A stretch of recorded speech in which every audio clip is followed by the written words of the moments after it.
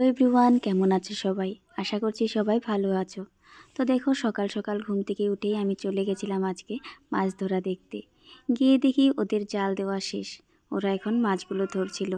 তো মাছ ধরা দেখতে, মাছ ধরতে আমার ভীষণ বেশি ভালো লাগে। তারপর দেখো, এক পুকুর থেকে মাছগুলো অন্য পুকুরে নিয়ে যাচ্ছিল। তার মাঝে পুকুর পাড়টা এতই পিছলা ছিল যে একজন পড়ে গিয়েছিল। তো যে পুকুরে মাছ ধরছিল সেই পুকুরে জল ভীষণ কম ছিল, আর জলটা একদম কাদা কাদা হয়ে গেছিলো, যার জন্য অন্য পুকুরে নিয়ে আসছিল মাছগুলো। তো সেখানে মাছগুলো পরিষ্কার করার জন্য নিয়ে আসছিল। তো এভাবে পরিষ্কার করছিল মাছগুলো। তারপরে কিছু মাছ আলাদা করে দেখো হাঁড়িতে রাখছিল।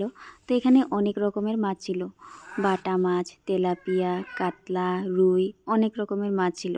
তারপরে দেখো মাছগুলো এক জালের থেকে অন্য জালে রাখছিল ওরা বেছে বেছে।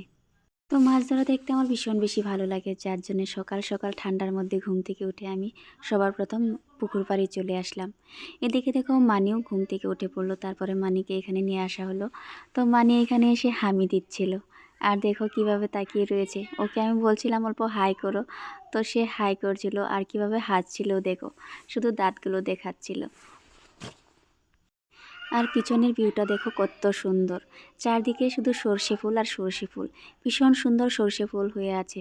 তো এই পরিবেশটা একমাত্র গ্রামেই দেখা যায়।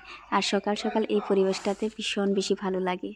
তারপরে দেখো আমরা সবাই ঘরে চলে আসছি। এদিকে মাছ ধরা হচ্ছিল না, তো অনেক বেলা হয়ে গেছিলো, যার জন্য আমরা ঘরে চলে আসছি। এসে দেখি মা উঠান ঝাড় দিচ্ছে। তো সব কাজ বাজ ফেলে রেখেই চলে গেছিলাম পুকুর পাড়ে মাছ ধরা দেখতে। তো তারপরে মা এসে কাজগুলো